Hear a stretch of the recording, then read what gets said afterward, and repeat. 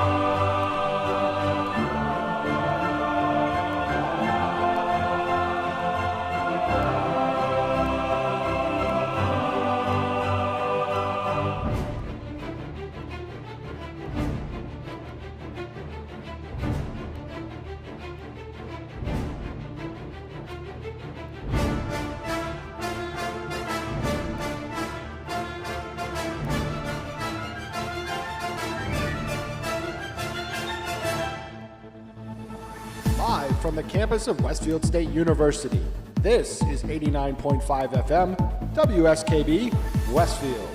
Support for the community programming of WSKB is provided by the Dunkin' Donut Shops of Westfield and the Sardinia family. It's nice to know that even as the world changes, Dunkin' Coffee remains the same at 7 convenient locations throughout Westfield.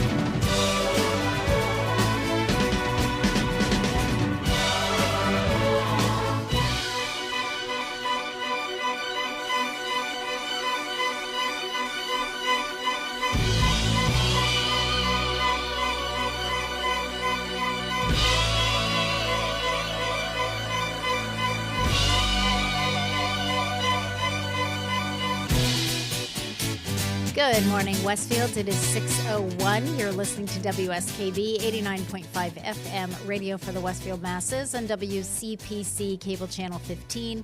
My name is Tina Gorman. I'm your Wake Up Wednesday host, and I'm in the studio this morning with the chairman of the board, Pete Coles. Good morning, Pete. Good morning. So how we doing this morning? After a day of being sick yesterday, this cold, the cold that will never end. Either I got a second cold, or it will never end. Yeah.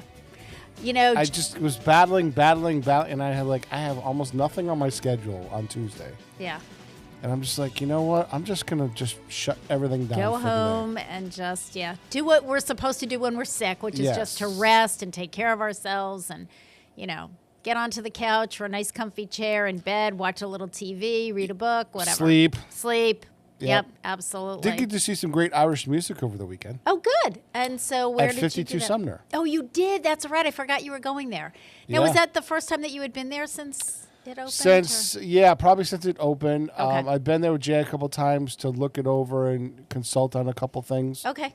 But it's the first time I've been to a performance there. And what's the setup like? Because I have no It was picture half, in my head. so they can set it up however they need it. Okay. It was set up half cabaret and half like comfy seating, like theater style. Wow. Okay. So the front half was cabaret with like tables of 6 or 8. Okay. And then the back half, they had like 4 rows of seats that were kind of angled so you could still see the stage. Okay. So it's kind of half and half, but they can configure it however they want if they have a bigger crowd or something like that. And Pete, so the cabaret piece of it, is there food or drink or? They have a bar. Oh, okay. I didn't No realize food, that. but they have a bar. Food. Okay. All right. Nice.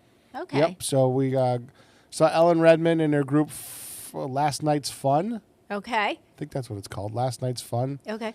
And they played not the traditional stuff that, the bar stuff. Yeah. They played more classical bent. They played Irish polkas. Nice. Jigs, things like that. Yeah. So a little bit different of a program, but I thought the acoustics in there are wonderful. So that was my other question was what's the sound like? I mean, Jay's hung some line arrays up there. So, I mean, you can hear them. You could hear if they dropped a pin up on stage, you could hear it.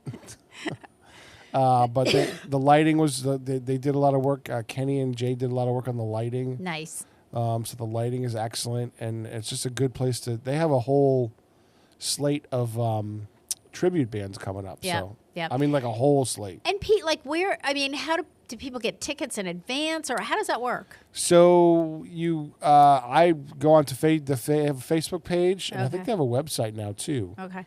But just look up 52 Sumner, and I think they do all their ticketing through Eventbrite. Okay. Okay. So if you look on Eventbrite, I'm sure you can find them on there too. But just curious. Yeah, yep. Good. Easy to get tickets. Yeah, we had a great time. Nice. And how big is this place? Do you have any idea of how many it would seat? If it was doing a theater style, I think they said there's 250. Yeah, I was gonna say I'm thinking a couple hundred people. Yeah, okay. if they're doing theater style, I think All it's right. 250. Okay. But they've done a lot of work in the renovations. They're still chipping away at it a little bit here, a little bit there. Yep. But it's a hell of a facility. And where is it on Sumner? Right at the beginning, where the Friendlies used to be. Oh. The Friendlies that was bought by bought by the city of Springfield. Okay. And revamped. So at Boy, night, I'm thinking it's way down the other end. And No, I'm like, no, you're that's thinking kind of of the a hike. Bing. Yeah. Okay. you're thinking of the So Bing. The Bing's at the other end. This is right at the beginning. It's an old church. Yeah. Well, yeah. Okay. Perfect. So, the city of Springfield has allowed 52 Sumner people to park in the old Friendlies lot at night because obviously it's a school, so it's not going to be open. Yep. So there's you can park, walk right across the street. We found a parking spot right out front. Okay. Perfect. So yeah, Great. good night over there. Okay, good times. And Pete, we would be remiss if we did not spend a few minutes talking about the Westfield Technical Academy annual meeting that we were both at The for advisory our board. ShopC advisory board meeting. Just because let's just talk about how fabulous that buffet spread was. Yeah. I mean, And, I said to Stefan Zaporowski, our superintendent of schools, because he did a very nice speech and thanked all of us for being on these committees. And so that was fine. He did the speech. And then when we all went up to get our food, I said, Stefan, I said, let's be real. I said, the reason that we all stick around on these committees is because once a year, we get this amazing spread from the culinary arts students. And Stefan looks at me and he goes, right? He goes, Tina, it's like the greatest night of the year. It's like when they feed us. It's just... My God, that. Did you enjoy the pork roulade? I did that. I didn't have that because my plate was so full, Pete. I had that orchard chicken. I know to wait down to the end. That orchard chicken was out of this world. That was out when I went through. So that had I made it. They just put a new pan in, and they just put a new pan in. You know what I've never had? I've never seen it on there was the vegetable lasagna. And I had a little bit of that. That was good too. I love vegetable lasagna, and I've made it, and it's a lot of work to make it yourself. Oh man, that was to die for. It was just so good. Yep. It was so good. All right, I'm on for another year. So I think I made a connection there with Chris Thompson, and once we get the radio station up and running, we're going to be broadcasting Starfire's games. Oh, great. Okay, perfect. It's not a lot of work for the radio station. It's just tapping off what they're already doing on video streaming. So. Great. Oh, that's perfect. When I got home that night, Gary said to me, well, how was it? I said, it's like the greatest night of the year. I said, first of all, there are so many people on these, advisory committees for the shops here that, we all know. I said, it's like old home week. Like the first person who comes running up to me was Patrick Berry. Okay. I saw Patrick. Mark Auerbach came up to me because he must have gone to see Patrick. And Patrick thought I was talking to Tina. Oh, where's Tina? Okay. So he came. I turn around and who's behind me but Dan and Trish Knappach. Yep. I think they're the parent representation on the They're aviation. the PTO, yeah. On the aviation board. I think Dan's still head of the PTA or whatever they call the he might foundation. Be. Yeah, he might be. Yeah. So they were both there, and one of the kids, because I don't know which one, but he had the Knappach jersey on, so he was on that. Because you have to have. I was explaining to Gary, you have to have representation. From the student body. From the student body. You have to have a parent on there. You have to, professionals in the field. So different. Yeah, there's criteria by the state that you have to exactly. Meet. So, all good. And, and now I'm on health sciences, and we are losing Maureen Belarjan to retirement at the end of the We're losing Matt. Matt Siklecki's also retiring. To retirement? Yep. Wow, both of those people, they've been here for a long time. Those are Matt's been here for 20 big shoes to fill. 7 years, I think. Yeah, big shoes to fill. Yeah, Maureen's been here, I think, over 20 as well. Yep. So big shoes to fill. But it was a great night. Great. We have it's funny because as people were introducing themselves on our committee, the advisory board for Allied Health, new faces. Deb Mulvena had been on it for a long time with me, and she's now department head for the health department. And so she passed the baton to Tessa, who's one of the public health nurses. So I was kind of looking around going, you know what? I think other than the student who is no longer a student and is now chairing our committee, Jackie, I think I'm the longest standing person still on there because I've been on it for 8 years, 9 years, something like that. Almost as long as I've been on my... I've been told they're going to combine the graphic arts board because this year, if we get through certification, then we won't really need a standalone digital media board. Yep. So they're combining. I've already been told I'm chair of that. Oh, there you go. Yeah, assigned chair. Well, anyway, it's a great, it's just a great resource. The school's a great resource. I'm always in awe. And kudos to the culinary arts students because, boy, did they feed us. So if they were given the task of feed them so that all these committee members come back and serve another year, they have my vote. I'm back on. Yeah, they do a great job. As a matter of fact, they do a great job in general. They do. I took Coach and Harry. Harry had taped Council on Aging Presents last Friday. Yes. You know what I was going to ask you, and the only reason is because he always sends me a text message. We got another one in the can, and he didn't. Right. And Sunday afternoon, I went, oh my gosh, did something happen? Did they? So I was going to ask him. Good. Yeah. Okay. So Coach wanted to tape a show because we're in the middle of the tournament. Yep. So he's been taping shows Fast and Furious. Okay. So I'm like, well, if you come in early and Harry stays late, we can both go to lunch. There you go. So they reacquainted themselves and had a great discussion during lunch about all kinds of different stuff. But Yep. they had never been to a plated lunch. In Tiger's Pride. They had never been to a plated lunch. They've only been to buffets. And Harry's like, don't you pay first? And I'm like, no, this is a plated lunch. You guys have never done this before. Okay. So, we had great lunch over there. And, Excellent. And then we got all the shows done. Yeah. They are, This week they I'm are an packed. amazing group. Are ya? Friday, I have Hourback. Okay. And then the 104th is coming in to do a test show. Okay. And then Starry Scoop is doing their second episode. So, Okay. yeah, we're busy again. Yep, busy again. Well, It never stops. I'm glad that we got the Council on Aging Presents for April. Yeah. That one's done. So I'll start lining up the next one for you. So Yep. all good. As a reminder, folks, we are rounding out. We're rounding out a lot of things at the Senior Center. We're rounding out Retire the Fire, the formal program, which we do throughout the month of March. So we'll be talking more about that. The Council on Aging Presents for this month has been preventing falls. And so we'll talk a little bit more about that. But that's on Tuesdays and Thursdays in the afternoon from 2:45 to 3:45. You can live stream it, and it's also on YouTube. So and we have all the information on all of the Council on Aging Presents episodes that Harry has been doing for the last 5 years, Pete. It's 5 years. It's just I it's believe been a that. long time. But we have a lot of really great programs on there, some really super information. We have the full listing at the Senior Center, and I think Mike Squindo, the director, has posted it on our website. And speaking of Mike Squindo, Pete, I told Mike the next day after the advisory meeting here last week, I was telling Mike about it. I said, "Oh yeah, by the way," because he always asks me before he leaves. So, do you have a meeting tonight? What's going on? And so anyway, the next morning I said, "Yep, had the meeting." So I gave him the lowdown on what was discussed at the Allied Health shop when we had our own individual meeting. And I said to him, "By the way," I said, "I am on this committee until I retire. You may not take my place on this committee until I actually leave." Because I was telling him about the food. I said, because once a year they feed you the most amazing meal you'll ever eat in your life. So He I could said, always come "Yep." over for lunch, Oh, he can come over. Yeah, he can do that. He can do that. Or he can join another show. He can be on the advisory. I was actually asked to be on I don't remember which one, the business one or something like that, as a department head. Tammy Teft tried to recruit me. I said, "No, I'm already on Allied Health." But Mike could go on a different one. Yeah. Then he could be fed too. I'll point that out to him. It's like, talk to Stefan. I'm sure there's something in there for you.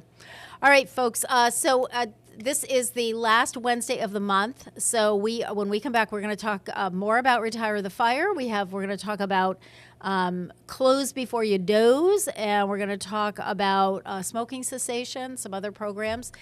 Second hour, Jen Jafune will be with us. Jen is a registered dietitian, licensed nutritionist.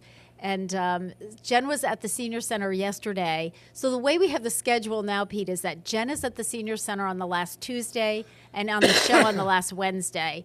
So we were laughing about it yesterday afternoon because she does two different programs. So yesterday she did one thing for Diabetes Dialogue. Today we're going to talk about healthy snacking, which was kind of a holdover from last month. We didn't get to it in February. But then I've already submitted my newsletter for April. So I'm texting her last week going, "Okay, here's what you're talking about next Tuesday for the group. Here's what you're talking about Wednesday on the show. And now I need your topic for next month's Diabetes Dialogue in order to get it into the newsletter." So Jen said, "Tina, I'm just, it's like," she said, "Thank you for just sending me my reminders of what I'm talking about when." Because she said, "I have all the information. I have all my different folders." It's like, okay, grab this folder. This is what we're talking about today. But anyway, Jen will be with us after the 7 o'clock top of the hour break. It is 6:14. You're listening to WSKB 89.5 FM radio for the Westfield masses. And WCPC Cable Channel 15. So we are going to, as I said, we're going to talk about the Retire the Fire program. We're going to listen to Sanford Townsend Band singing "Smoke from a Distant Fire." We'll be back.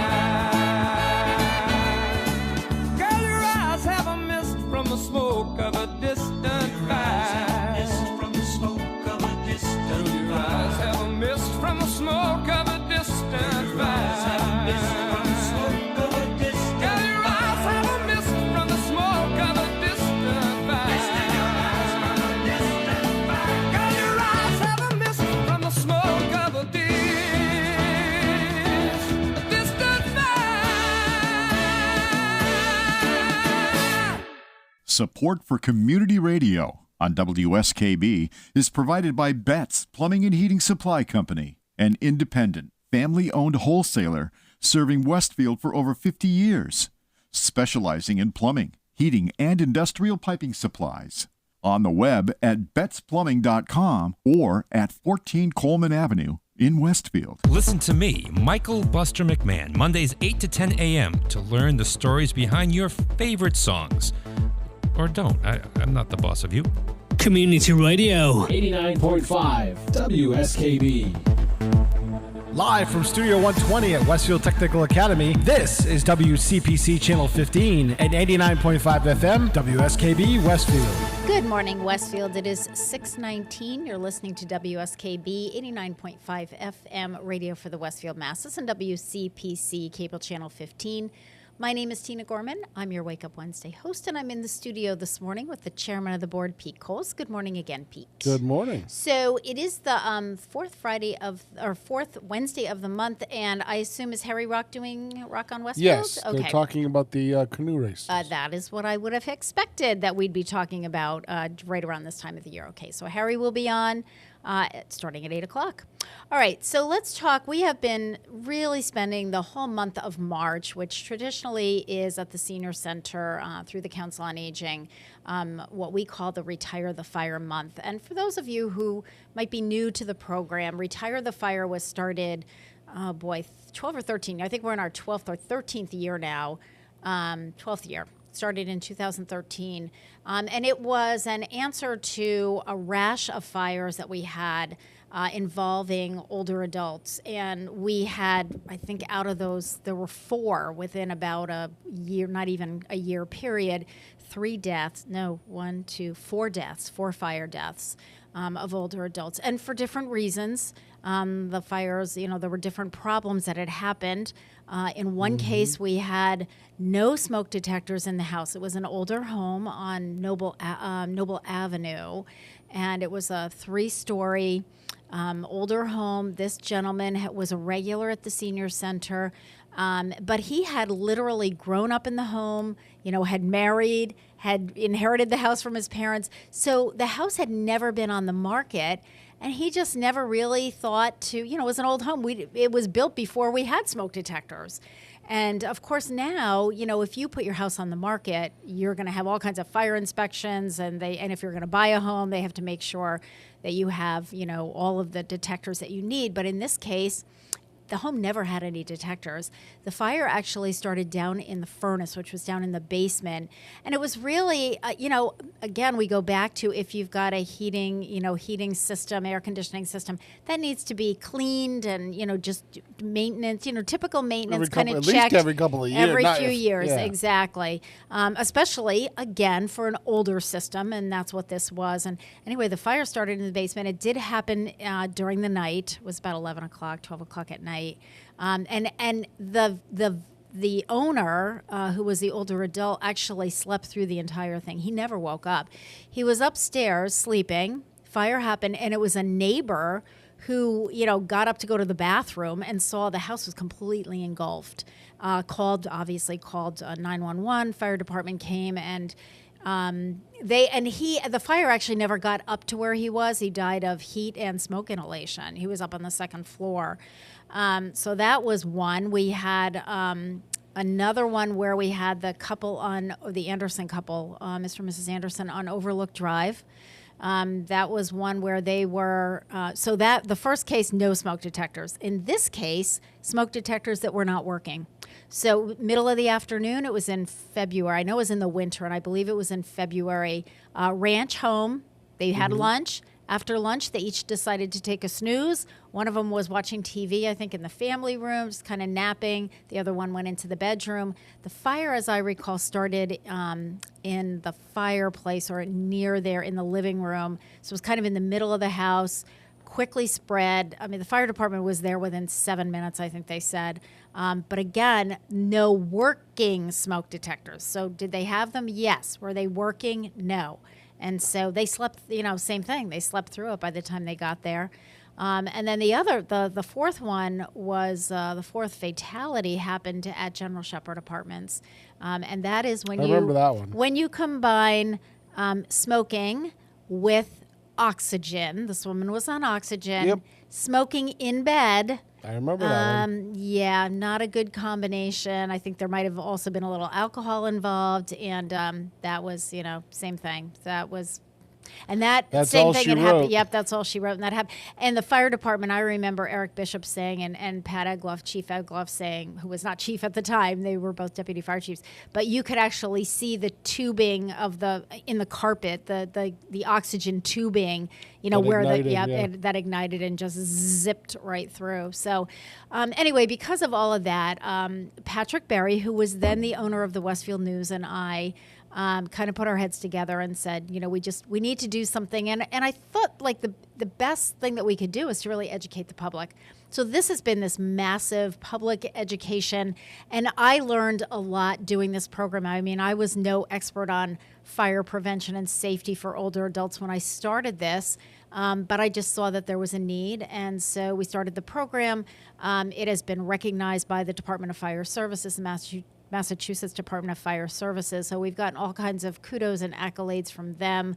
I've done a number of presentations for firefighters on this program.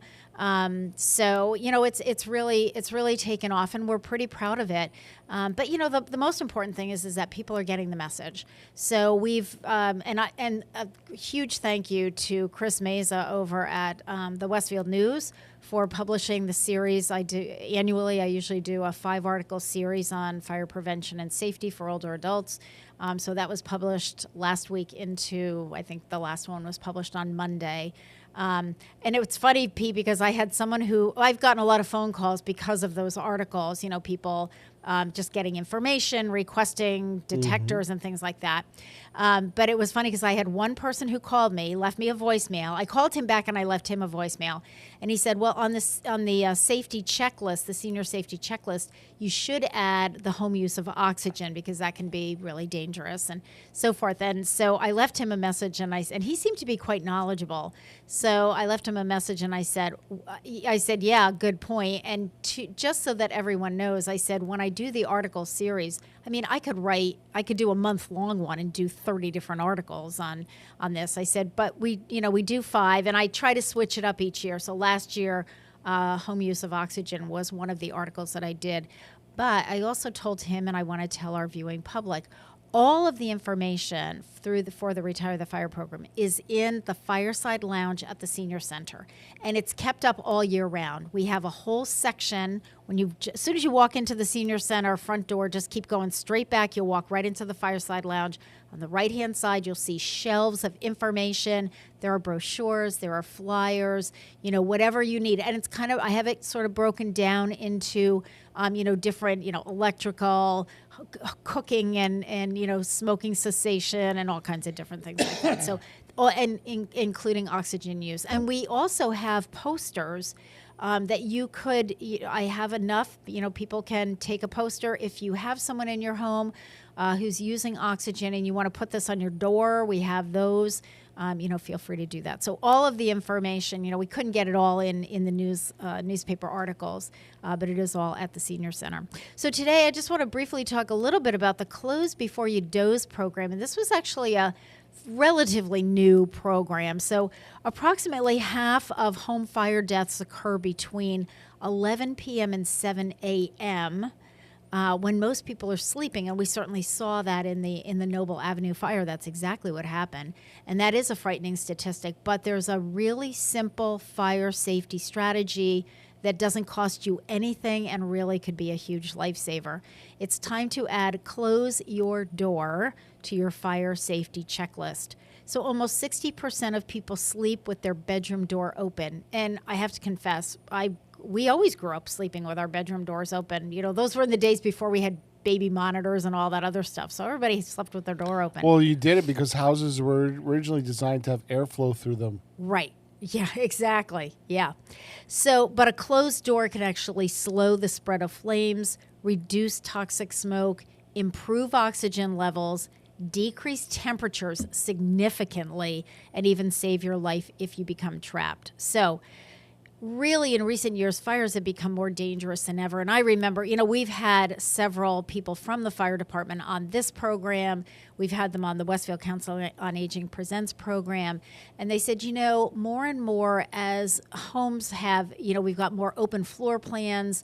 We have furniture that's kind of made out of materials that are highly flammable. So fires spread really quickly in today's modern home. So you don't have a lot of time to get out. I mean, the average, it used to be like you had something like, I have this in here, like 17 minutes. In the past few decades, the average time to escape a home fire has gone from 17 minutes to 3 minutes. That's how fast it's spreading.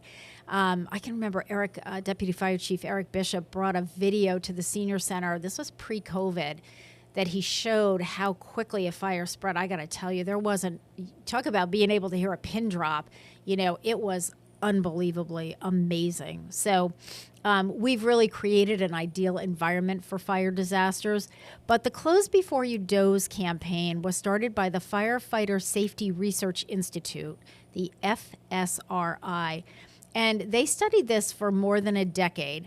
And they said you can reduce the room heat temperature 900 degrees, from 1,000 degrees to 100 degrees, just by closing your door to keep the fire out.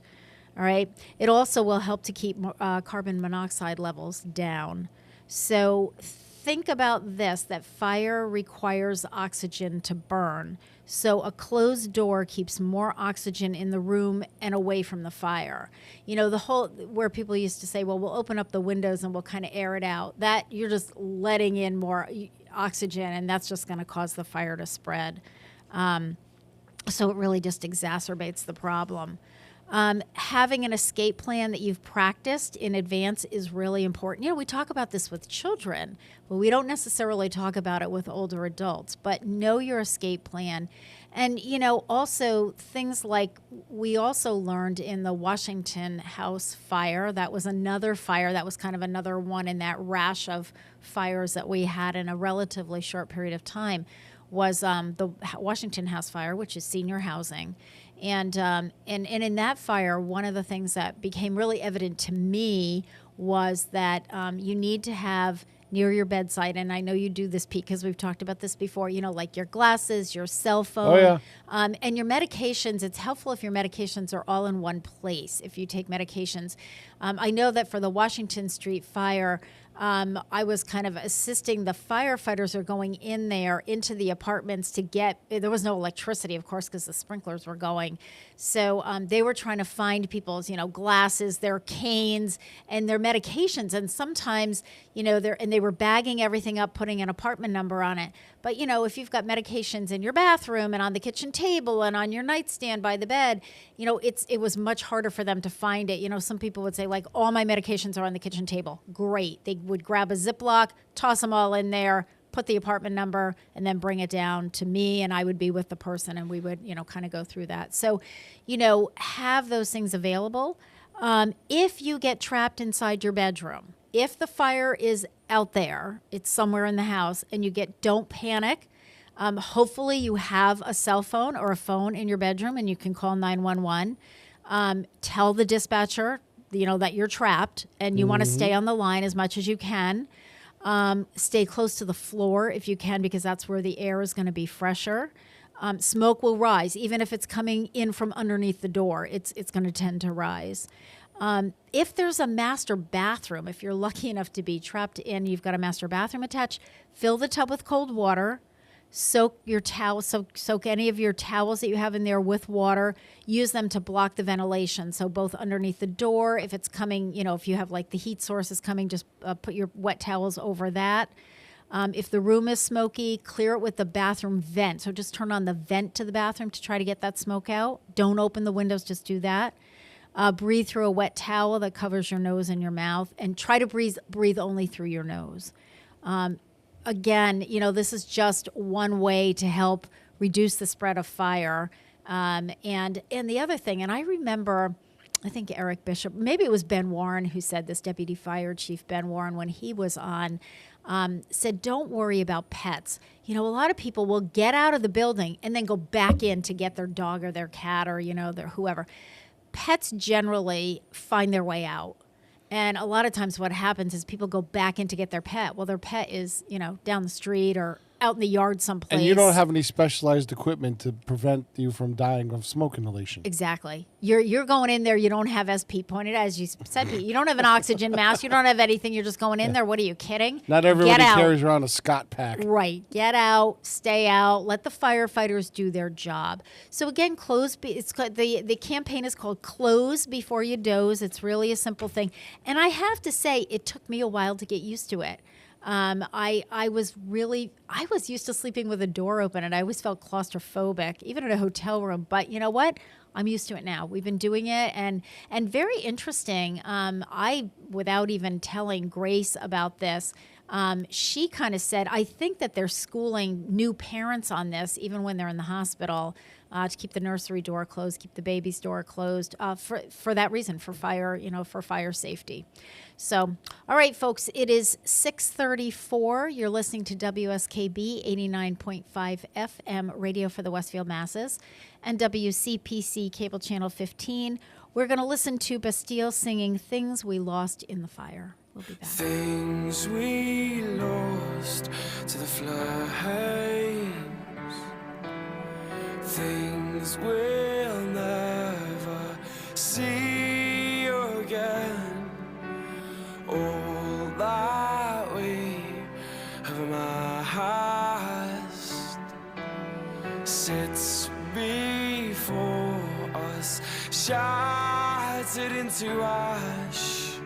These are the things we lost, the things we lost in the fire, fire, fire. These are the things we lost, the things we lost in the fire, fire, fire.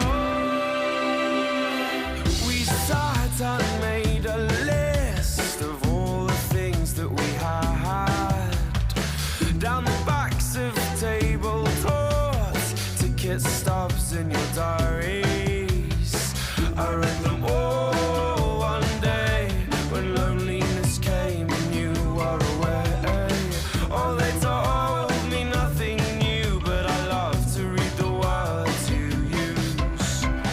These are the things we lost, the things we lost in the fire, fire, fire.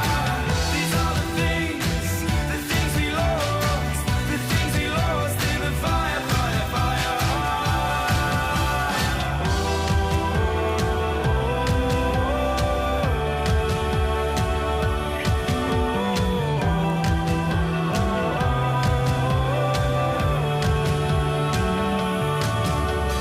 I was the match and you were the rock. Maybe we started this fire. We sat apart and watched all we had burn on the pyre. You said we were born with nothing and we sure as hell have nothing now. You said we were born with nothing and we sure as hell have nothing now. These are the things we lost, the things we lost in the fire, fire, fire. These are the things we lost, the things we lost in the fire, fire, fire. Do you understand that we will never be the same again? Do you understand that we will never be the same again? The future's in our hands and we will never be the same again. The future's in our hands and we will never be the same again. These are the things we lost, the things we lost in the fire, fire, fire. These are the things we lost, the things we lost in the fire, fire, fire.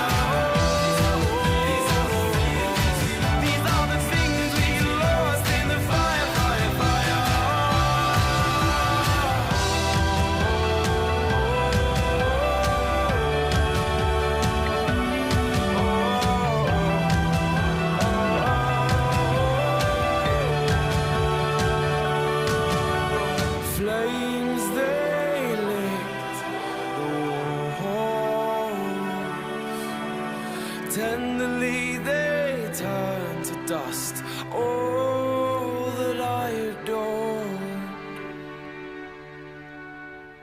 Underwriting for Community Radio on WSKB is brought to you in part by Rockies. Over 30 convenient locations throughout Massachusetts, Rhode Island, New Hampshire, Connecticut, and Florida. One of the nation's largest ACE dealers. Expertise and great product selection in paint, hardware, lawn and garden. That's Rockies. Rock solid service since 1926. On the web at rockies.com. Hi, this is Harry Rock, host of Rock on Westfield every fourth Wednesday at 8 a.m. Tune in for my view of this place I call home. Community Radio. 89.5 WSKB. Live from Studio 120 at Westfield Technical Academy, this is WCPC Channel 15 and 89.5 FM, WSKB Westfield. Good morning, Westfield. It is 6:39. You're listening to WSKB 89.5 FM radio for the Westfield Masses and WCPC Cable Channel 15. My name is Tina Gorman. I'm your Wake Up Wednesday host, and I'm in the studio this morning with the chairman of the board, Pete Coles. Good morning again, Pete. Good morning. All right, so before we continue our Retire the Fire discussion, let's do a few birthdays. We'll lighten it up a little bit. So it's March 26th. A lot of famous people born on March 26th, I found out. I was trying to count back like 9 months ago. It's like, all right, when was all this action happening? So it is the birthday of the late Robert Frost, poet born on this date in 1874 in San Francisco. He lived to be 88. He didn't die until 1963. Robert Frost was an American poet known for his representations of rural life in ways which explored social and political themes. He holds a record for receiving 4 Pulitzer Prizes for poetry within his lifetime. Frost's grandfather bought a farm in Derry, New Hampshire for him and his wife, which Frost worked for 9 years while writing poetry in the mornings. His farming enterprise proved ultimately unsuccessful, but he wrote many of his most famous poems during this period. While Robert Frost moved with his family to England in 1912, they would return during World War I. He then went on to work as a teacher at Amherst College in Massachusetts, Middlebury College in Vermont, and the University of Michigan in Ann Arbor. And how often have we quoted Robert Frost, "The Road Less Taken," right? And I took the one less traveled. I love that poem.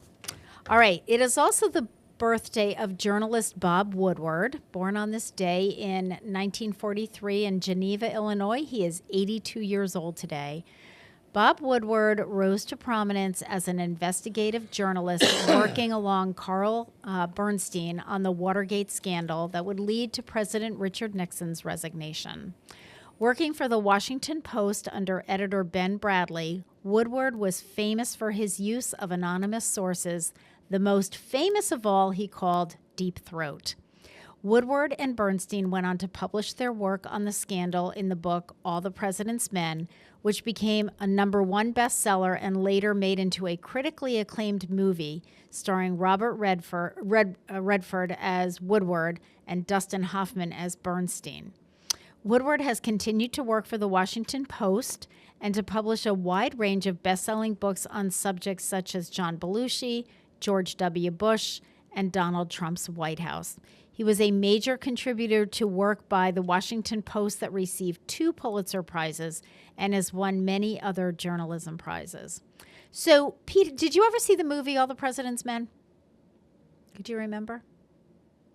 I think so. Well, you know, it's one of those movies. I mean, I know the story. So. Yeah, I know. It's funny because it's one of those movies, and last week it was the birthday of Glenn Close, and we talked about one of the movies she did was The Big Chill. Those are movies that I saw, and, you know, I do this show, and I think, I want to see that movie again because I don't really, as you said, like, you know, the basic story of the Watergate thing, but I don't remember all the ins and outs. So I was thinking, you know, I'd like to see All the Presidents. It was a great cast. Yeah. And it was a great flick. And I want to see The Big Chill again because I thought that was also a good movie. But anyway, so happy 82nd birthday to journalist Bob Woodward.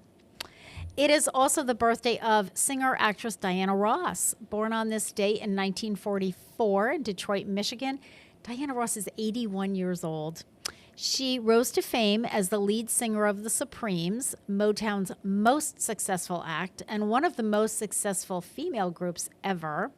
Introduced to Motown by her neighborhood friend Smokey Robinson, Diana Ross was one part of a teenage group called the Primettes, along with Florence Ballard, Mary Wilson, and Betty McGlown.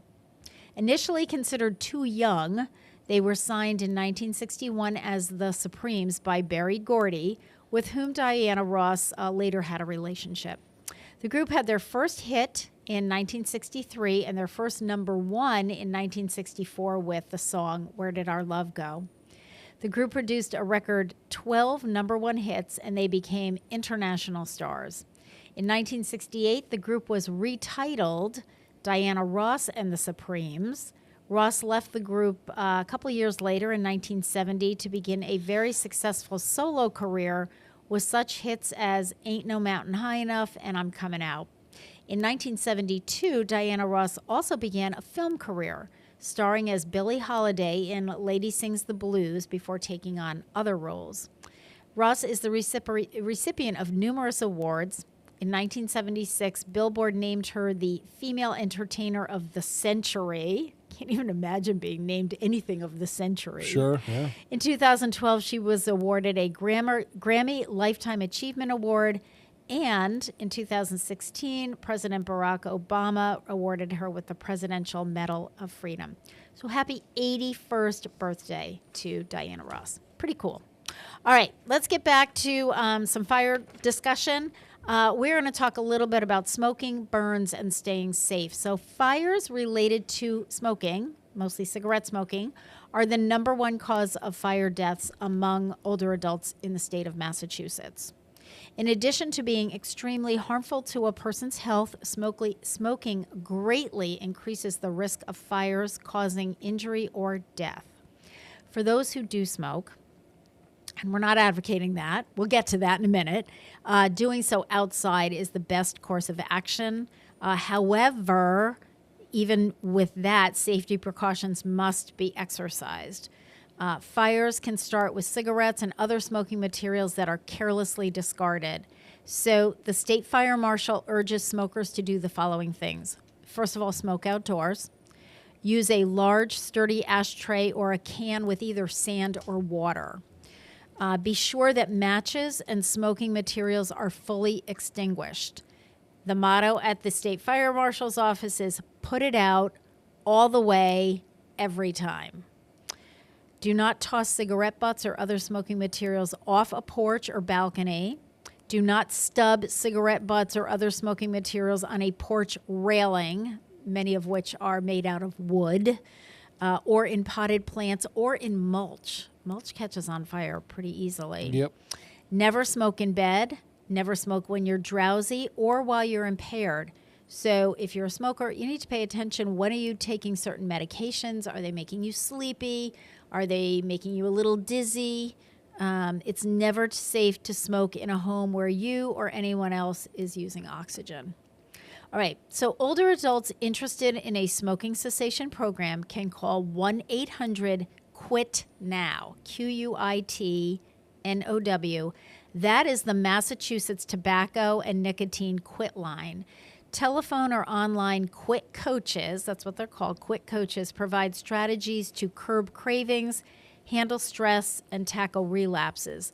The program is lecture-free and judgment-free. You know, no one's thinking you're a bad person. Let's face it, smoking is an addiction. It's a terrible, terrible addiction. And whatever we can do to help curb that and help you to quit, we're going to do. And we're not judging. And it's interesting, I have a senior right now that is going through this, and she got really sick. I think it was pneumonia or one of the respiratory really sick, was hospitalized and rehab, and so she was talking to me last week. She asked me if I ever smoked, and I said never. I never did. Never had a desire to. My mom had been a smoker, but I had quit as soon as she found out that it can, cause problems with the birth of a child and your fetus and all that kind of stuff. That's all my mother needed to hear. So she had quit smoking long before I was born. But anyway, I gave her the information on Quit Now, 1-800-QUIT-NOW in Massachusetts. So she's working on that. Burns in older adults can really be catastrophic, so we need to talk a little bit about burns and burn safety. Skin thins as people age. Sometimes we call it like tissue paper skin. You can almost like see through it, and that will definitely affect you if you do get burned. The same burn is going to be much deeper in an older person than a younger person or a child. In addition, a decreased sense of touch from things like diabetic neuropathy can lead to severe burns and skin damage without the person necessarily even realizing how damaged their skin is. So burns affect different layers of the skin. A first-degree burn will affect the top layer of the skin. So think of like a really severe sunburn. You know, your skin gets red and it might peel. That's the top layer. Mildly painful. Some swelling may occur, but you're not going to have blisters from a first-degree burn. Someone with a second-degree burn will experience blisters, pain, and swelling in the top 2 layers of the skin. The blisters may break. The skin underneath is going to be red or pink and wet. In a third-degree burn, all skin layers are destroyed and the skin becomes white and dry. So the safety measures are crucial in preventing burns among older adults. The use of oven mitts to protect against hot liquid spills, as well as touching the hot parts of the oven or pots and pans, is really vital. The temperature on the hot water heater should be set at 125 degrees. Massachusetts law requires that the setting be between 110 and 130, so certainly no warmer than 130. However, burns can occur in seconds at higher temperatures.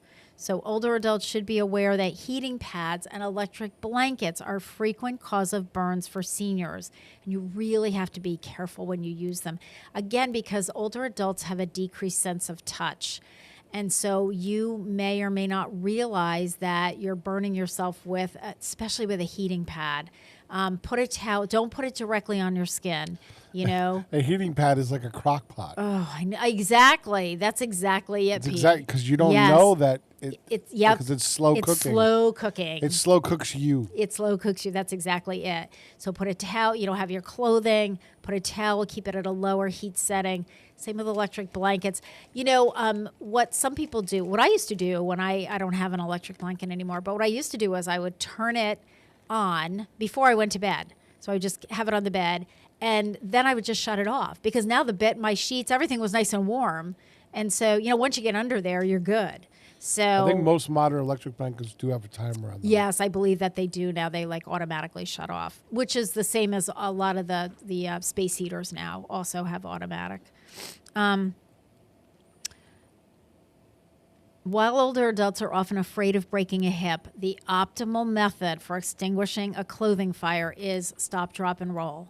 So you have to decide what you want to do here. That really is the best. If your clothing catches on fire, and I know it's hard because, older adults are like, I'll get on the floor, I'll never get off. But the reality is that is still the best way. Stop, drop, and roll yourself to try to put the fire out. You can, a towel, a blanket, a robe, a coat, anything that's going to smother the flames can also be used.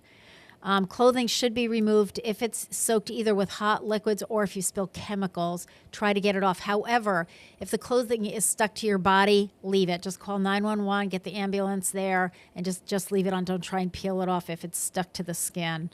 Minor burns can be cleaned and treated with cool running water, not ice cold, just cool. Creams, ointments, butter, toothpaste, hairspray. You wouldn't believe what people try to treat burns with. Please don't use any of those homemade remedies. Serious burns obviously require immediate emergency medical attention, so handle that. So all of that being said, please remember this, folks. I'm going to go back to what I started talking about like 4 weeks ago when we started this. At the Senior Center, we have all of this information. We have brochures, we have flyers. You are welcome to take those home. We have the File of Life packets. We are going through these, so I know people are reading about this. They're hearing about it. They're watching the Council on Aging Presents because my greeter at the front desk keeps saying, I need more File of Life. And I have plenty of these. This is grant funded. The File of Life is just a packet. It has a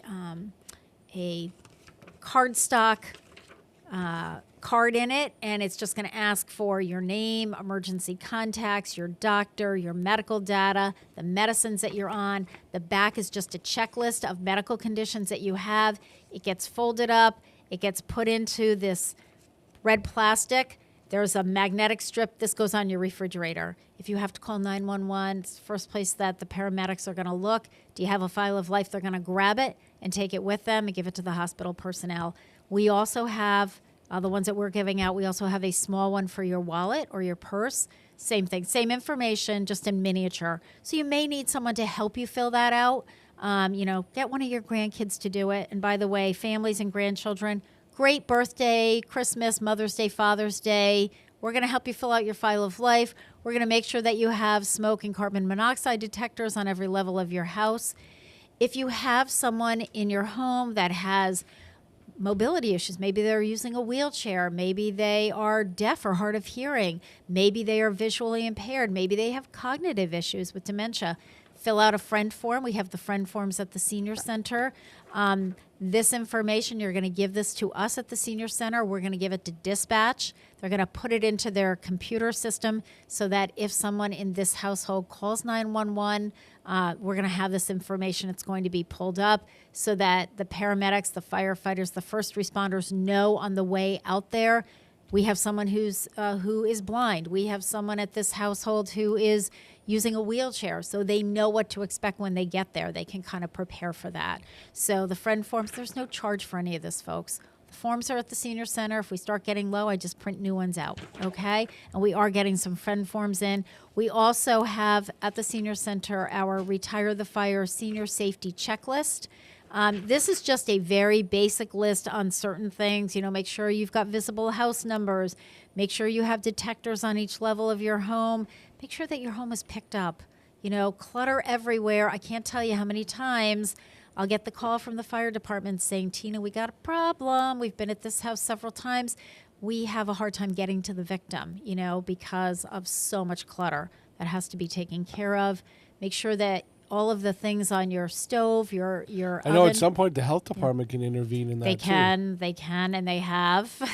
Sometimes those calls too. Yes, and sometimes it's all, it's a lot of departments working on the same kind of a problem.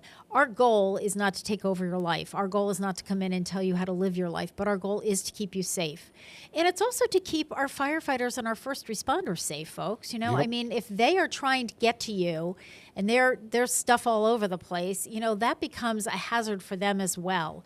And so, we're trying to keep everybody safe. So you got to do your part. We're doing our part. You have to do your part as well.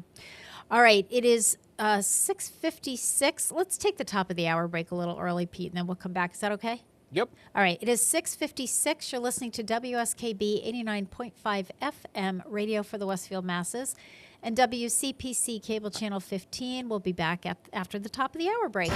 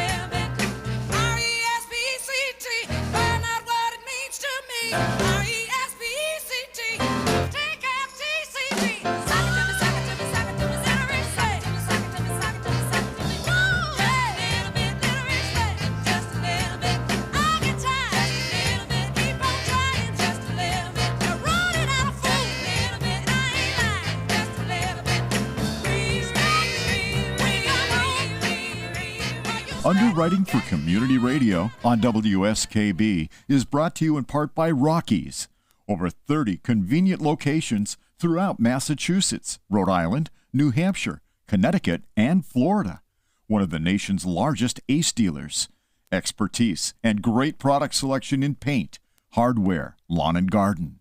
That's Rockies. Rock solid service since 1926. On the web at rockies.com. I'm Mark Auerbach. Join me every Friday at 8 a.m. for ArtsBeat, where you'll meet interesting actors, directors, designers, and musicians here in Western New England. Community Radio. 89.5 WSKB.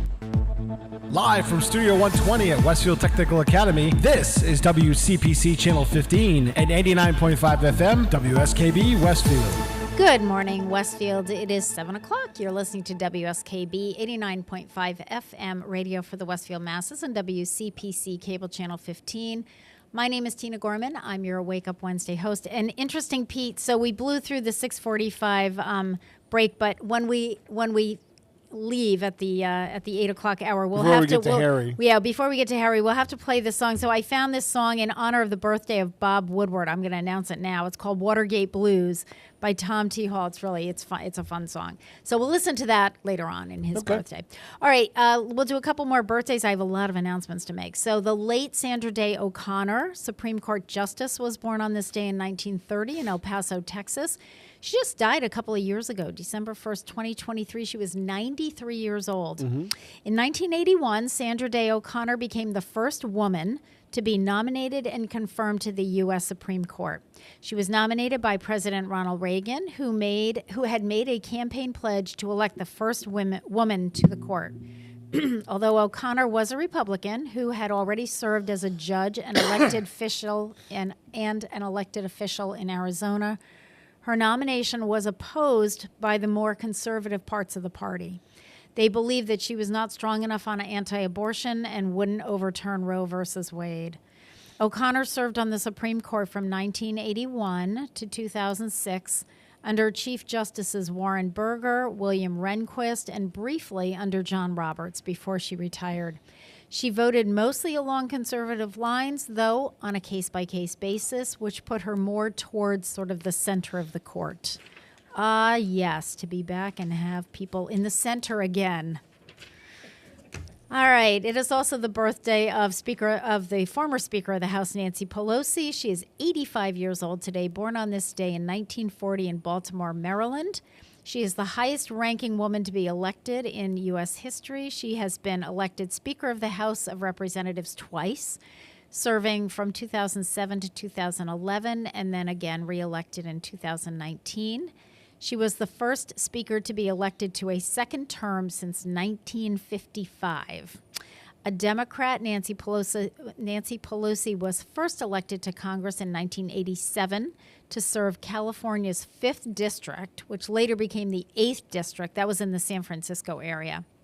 Throughout her political career, she has fought for AIDS funding and was a protesting voice against the Iraq War. As Speaker, she oversaw a stimulus package in the aftermath of the 2008 economic crisis and was one of the major forces behind the Affordable Care Act, also known as Obamacare. So happy 85th birthday to Nancy Pelosi. All right, that's it for there actually were a ton more birthdays, but that's all the ones that we're going to talk about today. All right, there is a lot of stuff happening at the Family Resource Center. I have this, Joanne Ortegas forwarded, our outreach coordinator, forwarded all kinds of things that are happening. The Gandara Center, for those of you who don't know, in Westfield, it's called the Family Resource Center. It's located at 18 George Street, so it's kind of on the corner of George Street and Route 20, Main Street. So next Wednesday, so I have to remember this. I wrote this on my thing. Remember this. They are asking us to join in solidarity for World Autism Awareness Day and wear something blue. And when Mary Lou Najalski was program director at the Senior Center, everybody knew it was Autism Awareness Month. Her son Nick has autism, and Mary Lou would, the hair would be dyed. She'd always have a blue streak, and she wore blue every single day during the month of August. Wow. Every single day. And I said to her, April. I'm sorry, a month, April. Yeah, because it's the whole month is Autism Awareness Month. And so she had quite the blue fingernails. She would have her nails done in blue. Yeah. So anyway, we're all going to wear blue next Wednesday, April 2nd. Also, the Family Resource Center is pairing with Thrive. Now, we've had people from Thrive on this show before on financial wellness classes. And you can register for those classes with Family Resource Center. Again, they're located at 16 George Street. I thought they were 18 George Street. Is that right? Or is that a typo? Huh. All right. Well, I will look that up. Well, 16 George Street. Okay. Not a typo. The classes are, when is April 7th? What day of the week is that? Monday? I'm not sure. I'm not sure either, because the classes are April 7, 14, 21, and 28 at the Gandara Center, the Family Resource Center, from 9:30 in the morning to 11. So they're an hour and a half. April 7th is a Monday. It is a Monday. So those are the 4 Mondays in April. The first one is on financial wellness action plans. Second one is financial wellness resources. Third one is financial wellness and the cliff effect, and you'll learn what the cliff effect is when you take that class. And then the last one is financial wellness and credit, which can get a lot of people into trouble. So anyway, the number for Gandara Center, Family Resource Center, is 417-2020. So you do have to register for those classes. And I don't think you have to do all of them. I think you can do individual. So again, that number is 417-2020, and that's offered through the Thrive organization. They're also having an Easter egg hunt on the 9th of April. I should have a calendar in front of me because I think that's a Saturday. Wednesday? Yep, Wednesday. Oh, Wednesday the 9th. Okay. At 4 p.m. They'll have music and food and prizes and Easter egg hunt, Family Resource Center. And they do every third Monday of the month from 4:30 to 5:30. They're doing children's painting class. Join us at the Children's Art Workshop, where every brush stroke is a step towards discovering and embracing the artist within. So again, I'm not sure I don't think you have to sign up. It's 4:30 to 5:30. I think it's just drop in. And Saturday, April 19th, they are doing a movie called Hop, appropriately for Easter. The film will start at 11 o'clock in the morning. Grab your popcorn and get ready for a day of games and treats for the whole family. And speaking of the whole family, they do game night the last Tuesday of every month from 4:30 to 6:30. All ages are welcome. So there's all kinds of stuff happening down there. It's the Family Resource Center. It's under the Gandara umbrella, so that's why we keep saying it's Gandara. But anyway, I'm going to give you that phone number. It's 16 George Street, and the phone number is 417-2020. So you can call them about any of those programs.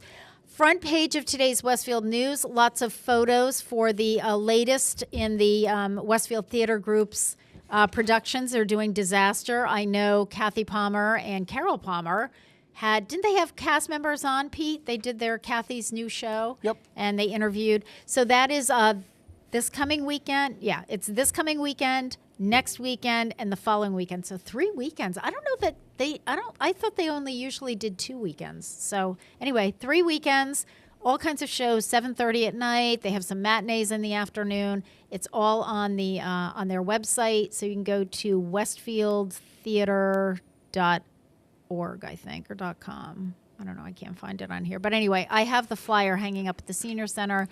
And lastly, the Friends of the Westfield Athenaeum is going to be doing their annual book sale in May. So we'll talk more about that down the road. But what you need to think of is they will be accepting donations at the back entrance of the First United Methodist Church, which is 16 Court Street, on the week of April 21st to 26th. So I'll say more about that in the coming weeks, but I'm just giving you a heads up. As you're cleaning your closets and doing your spring cleaning, if you have books that you want to get rid of, now, just be clear, they're only accepting gently used adult and children's books and jigsaw puzzles.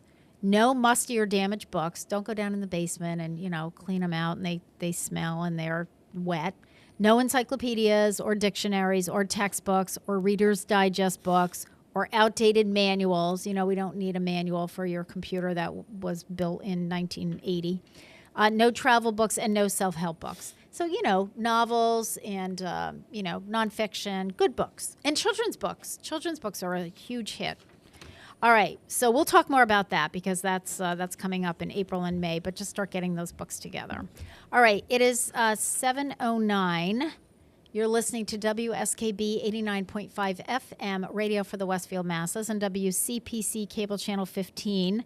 So in honor of the birthday of Robert Frost and in honor of his wonderful poem, The Road Less Traveled, we're going to listen to Chris Mann singing the song Roads. We'll be back. There are roads in this life that we all travel.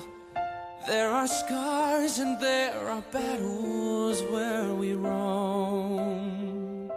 When we are lost or wherever we may go, they will always lead you home.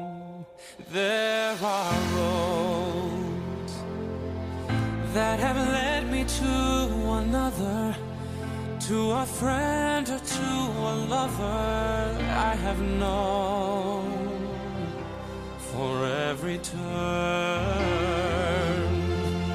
is a year that I have grown as I walk along these roads. Some are long and some are weathered. Some will lead you through a storm. When you've gone astray, you will find your way as you walk along these roads. There were times when I stumbled and I wandered, but every choice and every step I don't regret, 'cause I have lived and I have loved like no other. I won't fear what lies ahead.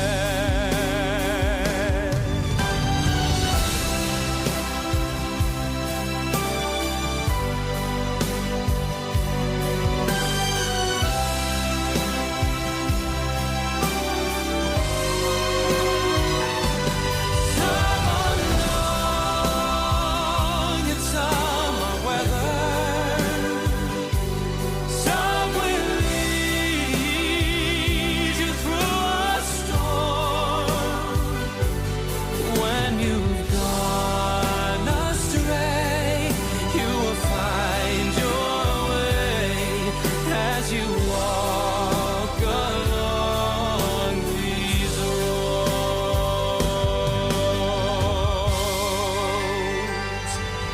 There are roads in this life that I have traveled. There are scars and there are battles.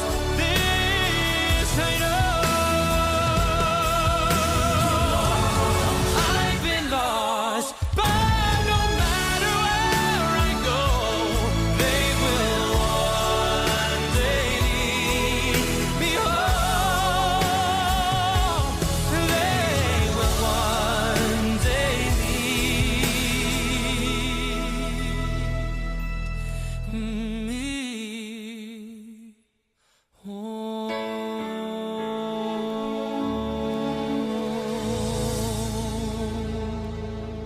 Underwriting for community radio is provided by the YMCA of Greater Westfield. Every day, the YMCA strengthens the community through programs and services focused on youth development, healthy living, and social responsibility. For all the Y's many programs and services, visit us on the web at www.westfieldymca.org. The YMCA, 67 Court Street in downtown Westfield. We're more than a gym, We're a cause. Join us every Thursday morning from 6 until at least 7:30. Check out the Bobby G and Company Show right here on WSKB 89.5 Community Radio. 89.5 WSKB. Live from Studio 120 at Westfield Technical Academy, this is WCPC Channel 15 and 89.5 FM, WSKB Westfield. Good morning, Westfield. It is 7:14. You're listening to WSKB 89.5 FM, radio for the Westfield masses, and WCPC Cable Channel 15. My name is Tina Gorman. I'm your Wake Up Wednesday host, and I'm in the studio this morning with Jen DeFune, our registered dietitian, licensed nutritionist, our resident, dietitian here at the studio. So welcome, Jen. Good morning. So this is, we're actually going to talk about snacks and snacking and healthy snacks, which really was a February topic because February was National Snack Food Month. But when you were on last month, it was also some other national month that we had to talk about. And so we didn't get to this. But I really wanted to, I didn't want to skip over it just because we're in March now. So we're going to go backwards a little bit. But I think snacking is very important. And so I'm going to do just a little intro. Go for it. About February being National Snack Food Month. And then we're going to talk about some snacks. And as always, Jen has brought some props here, which I absolutely love. This is great. All right. February is National Snack Food Month. Often maligned, snacks are an important part of a healthy eating plan. And I think, I just want to start out by saying that. I think a lot of people, when you say, oh, we're going to talk about snacks or snacking, and people, I think, have this negative connotation of snacking because you automatically think of like junk food and chips and cookies and things like that. But I personally find snacks to be really necessary because I can't eat a huge meal at these, breakfast, lunch, dinner things. So I just want to start by saying that. That's all I'm going to say about that because I know Jen will talk more about it. But snacks are an important part of a healthy eating plan. Research shows that most people consume 25% of their calories every day in the form of snacks. That's a lot. Of course, it's important to choose snacks that are nutritious, such as nuts, fruit, vegetables, whole grain bread, cheese, and yogurt, just to name a few. Not only do healthy snacks keep you satisfied throughout the day and prevent going overboard at meals, but snacks are a great way to add vital nutrients to your diet. So I'm going to just throw out some ideas for nutty snacks, but then I know Jen has all kinds of things on her plate over here. So simply a handful of nuts. Whether it's your favorite nut or mixed nuts, taking a bag of tree nuts to work or play is probably one of the easiest and healthiest snacks. Nut butter on a cracker, in a celery stalk, or under a slice of avocado. Nut muffins, those can be whipped up in minutes, and you can store them in the freezer and then heat them up as needed. You can add dried or fresh fruit or spices. You can make them savory or sweet. We tend to think of snacks as sweet, but certainly, we can go the savory route. Nut-based cookies, you can easily make your own with nut meal or by grinding your own nuts.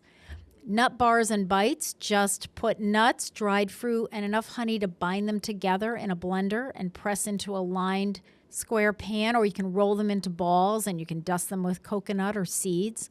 Refrigerate. Enjoy them for weeks. One of the staff members used to do that for me, and they were great. Nut dips and crackers, just like hummus with chickpeas or guacamole. You can add nuts to any vegetable puree in a blender for dipping carrots, celery, and zucchini sticks. You can add fresh herbs, chili powder, or Tabasco to spice it up a little bit. Smoothies. There's nothing simpler than mixing fruit, greens, or vegetables with tree nuts in a blender with some water, milk, or some kind of a milk alternative or substitute. So just a few ideas here, but Jen has a whole plate full of things at the other side of the table. So I'm going to turn it over to you, Jen. What are your thoughts on snacking? Well, it's interesting because you're right. People come in when they meet with me and they're all embarrassed or ashamed that they snack. Mm-hmm. And I'm like, of course you can snack. Yeah. And, if people are reducing their calories because they're trying to do something healthy, whether it's to lose weight, lower blood sugar, whatever the reason is, they get hungry. Yeah. Because maybe they've reduced too much. Yeah. And so it is healthy to snack. We have found that people who snack tend to eat less at meals. Yep. And we have people who snack can feel more in control of their eating if they make some good choices. Okay. You can snack and make very poor choices Right, as well. right. And so I kind of have a do and don't on snacking. So wanting to lean towards the positive first. First of all, yes, it's okay to snack. Okay. Secondly, plan your snacking. And there is nothing wrong with having some treats, a couple of treats a week. I tell people once or twice a week, but plan when you're going to have your sweet treat or your chips or whatever, so that one, you can look forward to it. Two, since you're planning it, you can portion control it. Three, you can make sure the rest of the time you're making good choices. Yeah.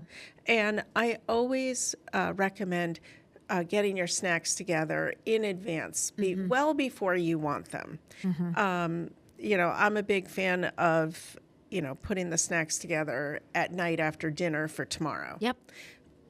It takes 2 minutes. Exactly. The don'ts, don't just eat out of bags and boxes. Oh, God. Always take them out. Yeah. Yep. Yeah. It's so funny. It's been so long since I've ever done that I don't even think about that. It's just automatic that I'm going to put something in a little bowl or I'm like the master of every little kind of Tupperware plastic container with a lid. You wouldn't believe it. And mine are like color coded, so it's like, the green one has this and this one has that. And yeah.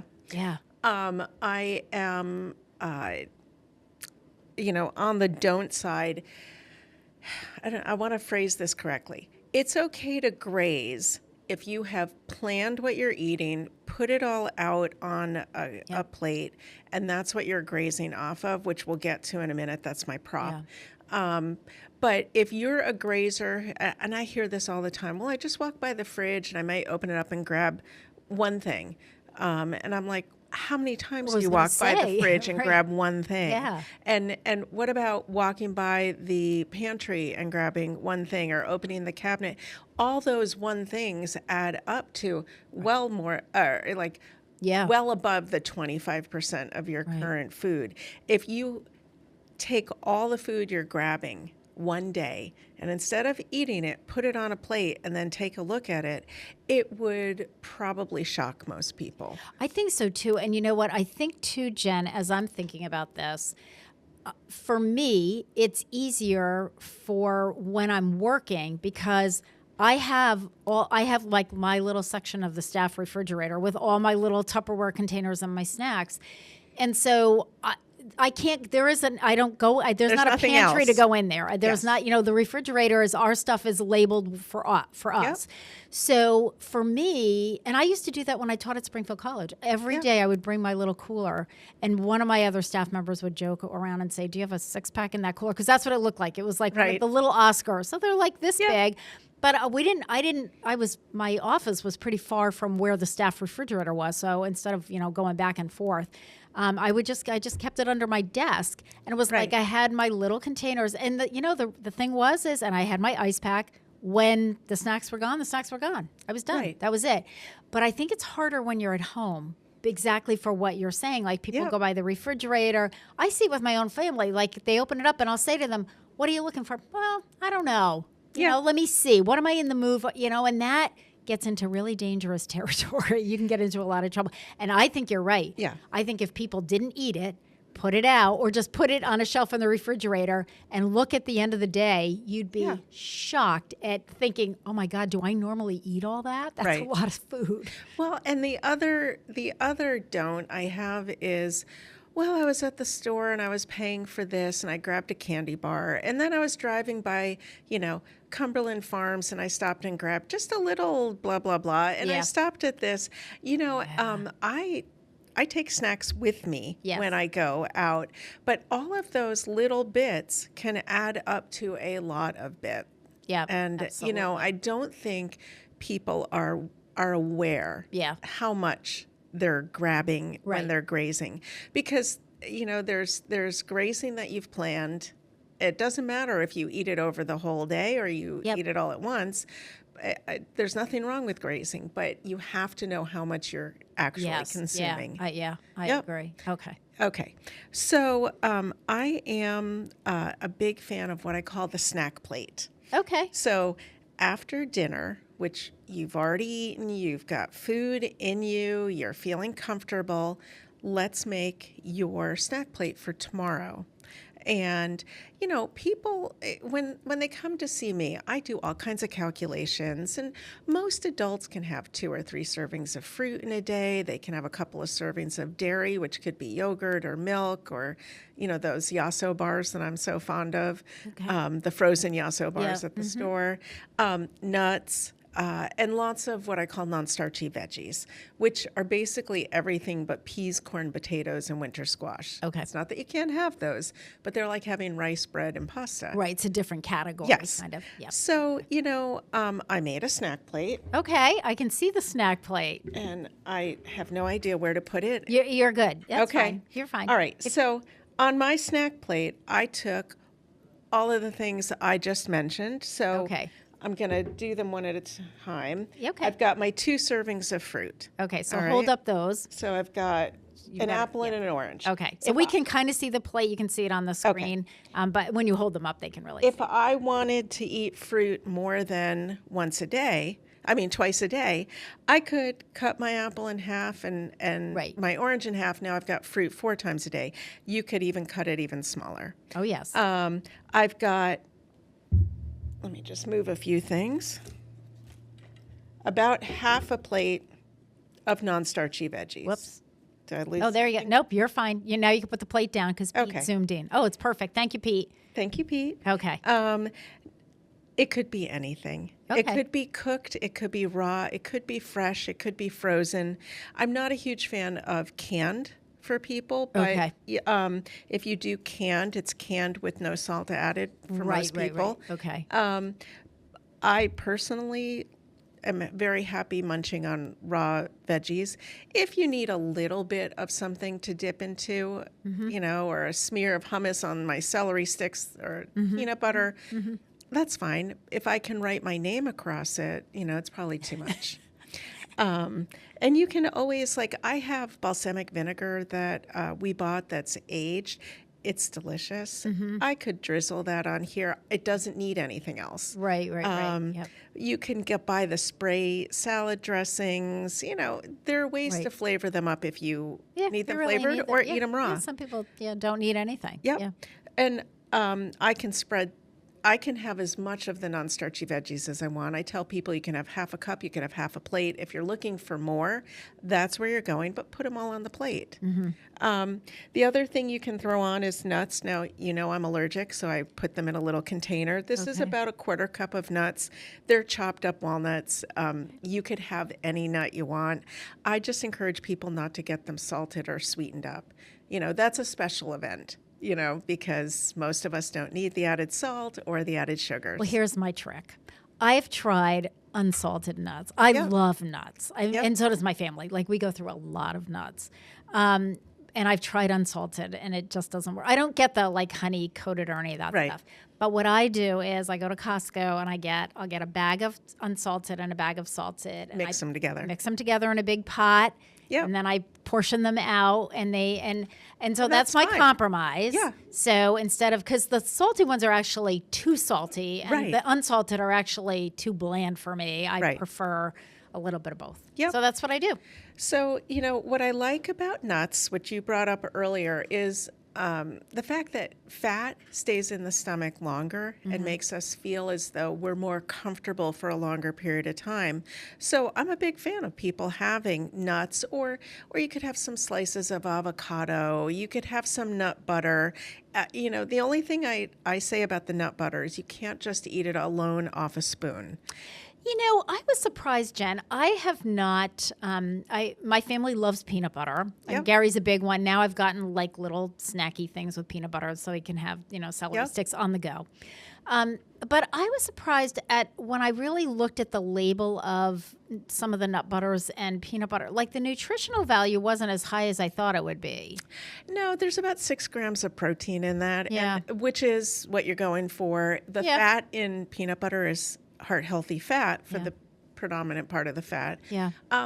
But I always encourage people to get natural peanut butter with the oil on the top. Yeah. And you have to I know you have to stir that in. Well, here's another tip for that, because we do that, but just put it in I just take the whole thing and put it in a bigger container. That's what I suggest. Take a wooden spoon, Yep. stir the heck out of it, and then I just keep it like in, not Tupperware, but, plastic containers. Yeah, I would keep just it in the reusable, Tupperware. thing that I get from. Well, the only problem with keeping it, I find the only thing about keeping it in Tupperware is if you want to use the Tupperware for something else, it's hard to get the peanut butter smell out.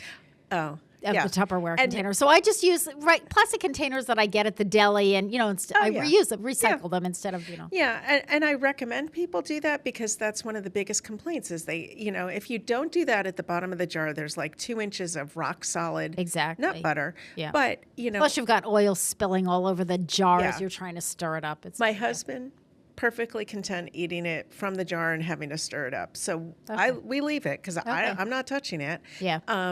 But I do recommend people put it in the container. Yeah. The other thing you can throw on your snack plate, because it wouldn't be healthy to leave a yogurt out.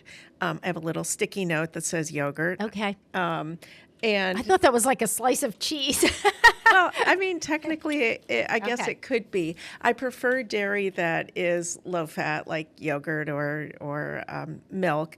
And then I tell people you can have what I call an other snack.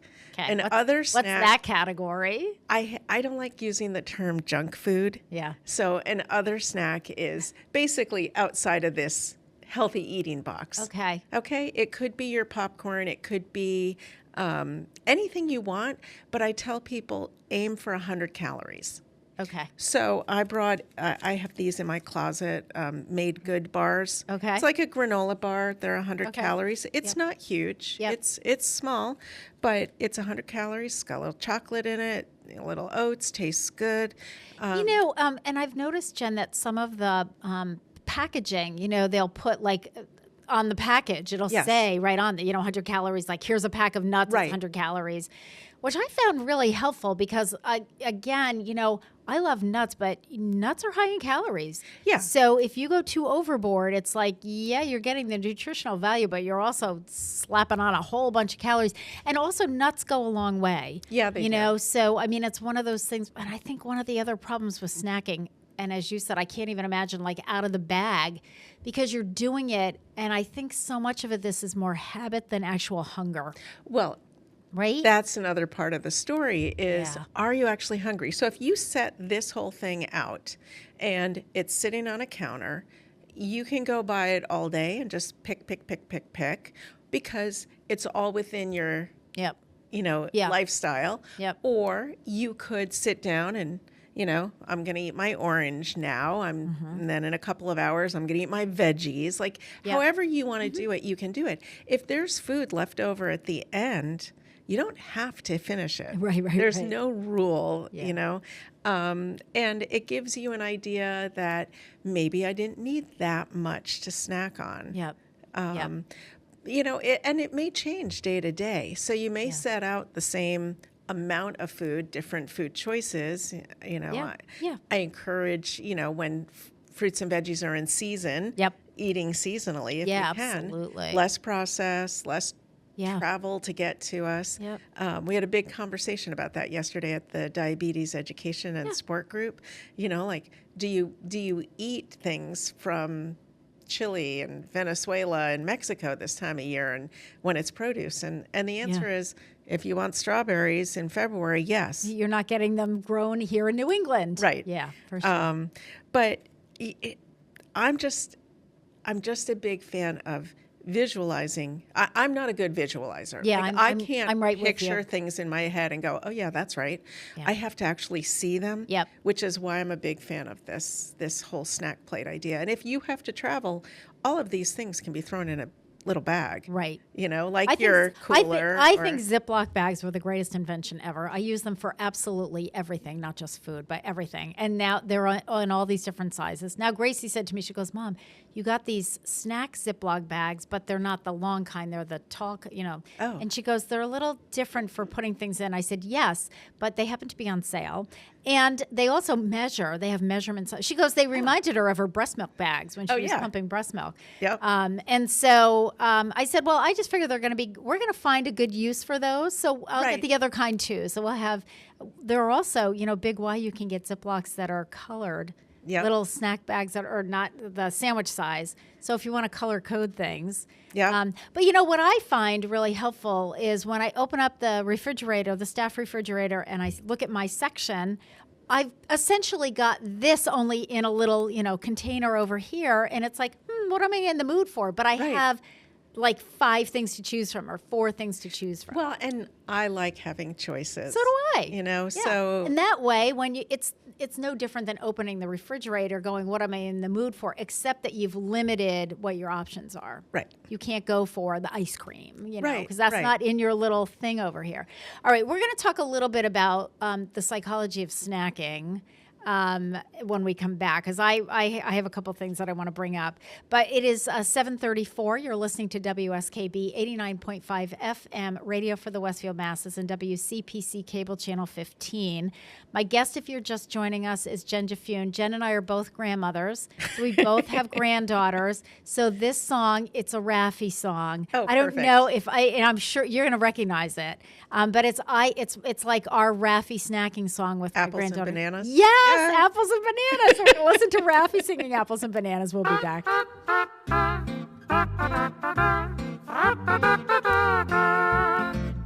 I like to eat apples and bananas. I like to eat apples and bananas. I like to eat apples and bananas. I like to eat apples and bananas. I like to eat apples and bananas. I like to eat apples and bananas. And I like to eat apples and bananas. I like to eat apples and bananas. I like to apples and bananas. I like to apples and bananas. And I like to apples and bananas. I like to apples and bananas.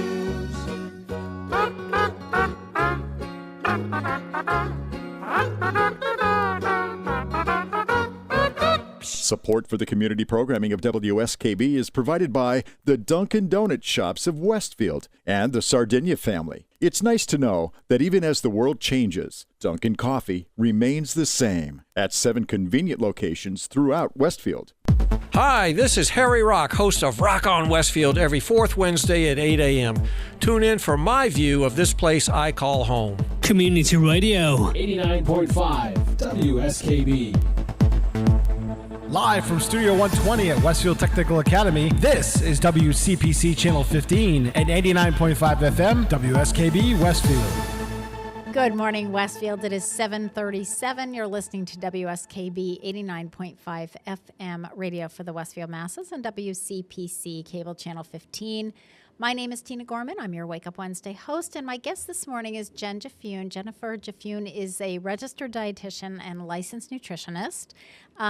Just to give people a little bit of background, Jen and I met years and years ago when I first started at the senior center. And at that time, Jen, you were facilitating the diabetes support group at Bay State. Well, then it was At Noble Noble. Hospital. It Yep. was not Bay State Noble Hospital. It was Noble Hospital back then. And that's when we met. When I first started the show, I thought it would be great to have a segment on food and nutrition and so forth. So you've been doing the show with me for a long time. Well, and I did presentations at the senior center. Yes, absolutely. In the We old did that senior in center. the old senior center. We had some presentations there. And now you're on this show monthly, so the last Wednesday of the month, and at the senior center on the last Tuesday of the month, running the diabetes support and education group. And, you know, as you pointed out, it is as much education as anything. Yep. We have people with diabetes. We have people with pre-diabetes who have kind of been diagnosed and, you know, told to be careful. Yep. We have family members that come to that as well. Especially if we have one person doing the food preparation and cooking who is not the person with diabetes. Right. So it's really helpful, you know, for them Well, to... and anyone can come. Absolutely. Yeah. And, you know, you've pointed out before, I mean, if you're eating because you have diabetes, even if you don't have diabetes, that's just such a healthy diet. Right. You know, it's just Right. like a healthy way to get your nutritional, you know, intake. Right. So, And we don't talk exclusively about carbs, Yeah. which is what I'm sure everyone thinks we're doing. Like next month, we're talking about protein. Okay. You know, so Perfect. today Yeah. or yesterday we talked about fiber. Yeah. Well, Pete and I were talking during the first hour, and I said to him, you know, Jen and I were laughing yesterday. It's confusing because she does the diabetes support group, and they're talking about one Yes. thing. The day before she does this show, we're talking about something else. And I'm writing the newsletter for the next month. So I need at least the diabetes piece of, well, what are you going to talk about next month, which you haven't even done this one yet. Right. But I needed it like a week ago. Like, well, what are you talking about next month? So I said, it's a constant, okay, here's your reminder. Next week, you're talking about this and this at the group and on the show. Now, what do you want to talk about next month for the group? So Yeah. it's a lot to... Thank God you text me it's a lot. because I, to be honest, I'm like, I have no idea what I'm talking Well, about. and they're topics that you've chosen, so I know Right. you. It's I not, know it's them. It's not like I don't want people to think it's like, oh my God, she's not prepared. I'm not throwing these at her because I wouldn't even know what to throw. Like, Right. But and I think a lot of times, especially with the diabetes support and education group, which is I'm kind of getting the impression this might have been what happened yesterday. But one thing segues into, well, we're talking about this. Well, we want to know more about that. Okay, so next month, that then becomes our topic. Well, the topics are actually chosen based on when I started the group pre-COVID. Okay. I had a 5-page, 6-page, here's all the topics we can talk about. And Gotcha. people Okay. checked off what they wanted, and I've been chipping away at what was most popular that they Okay. wanted to talk about. I mean, Okay. some things I have decided should come to the forefront. Yeah. You know, who Yep. wants to hear about sick days? But, you know, I've already Yeah. done that because that's important. Yes. You know, Yeah. protein we could have waited for. Yep, you know. exactly. Well, I want to talk about the psychology of snacking because we already talked about the fact that you use the word snack and people automatically think like they can't tell you that they snack because, well, yeah, that depends on what you're eating when you snack. Right. But I think there's this whole psychology that we kind of touched on, but I just want to come back to, you know, are you eating because you're hungry or are you eating out of habit? Yep. Well, it's almost like smoking. Or are you eating because, well, I mean, I saw this with my parents. When we were getting my parents ready to move from Cincinnati down to Tennessee. So my brother Mike and I were the ones kind of helping the packing. And then I have a brother in Tennessee, so he was going to be on the receiving end. Okay. So Mike and I flew out there. He was living in Maine, and I'm here. So we flew out there. We said to my parents, mostly my mother, because my dad had Alzheimer's, it's like we have a limited period of time. We were going to be there for like 4 days. So we need to try to get as much done in this 4 days. Okay. So Mike realized, and he said to my mother, by the second day, he goes, okay, Mom, it's like we would get up, we had breakfast. That was fine, but, Mike and I were pretty quick eaters. So it's like, okay, we had breakfast. Everybody had their coffee, tea, whatever. It's like, okay, let's get to work. Mike said, it's like by the time we did all of that and then, cleaned up the kitchen and then we get to work. And Mike said it seemed like 15 minutes later, my mother's going, okay, it's 10 o'clock, time for a snack, time for our coffee break. And Mike was like, we just finished. I don't need a snack. but it was this time thing. It's like, but it's a certain time of the day, so we have to do this. Yep. I find the same thing with my husband. So we'll have dinner, and I'm literally not finished cleaning up the kitchen and drying sort of the last dish, and he's in the pantry, and I'm like, what are you looking for? Well, I'm getting a snack. I'm like, you can't possibly be hungry. We literally just finished dinner like 20 minutes ago. Right. So I think there's this whole psychology, Jen, and how do you deal with that? I know you deal with patients with all kinds of stuff, right. but whether it's no, I have to have a snack because it's time, right. even though if you say to somebody, are you really hungry? And I've found with myself, sometimes it's like, oh, yeah, I happen to go by the refrigerator in the staff room and I'm opening it up and then I'm closing it going, why am I doing that? I'm not hungry. And an hour later, I'm in the middle of something and all of a sudden I'm going, oh, my God, I can feel my stomach rumbling. Like I am hungry. Now it really is time for a snack. Yeah. How do you I think that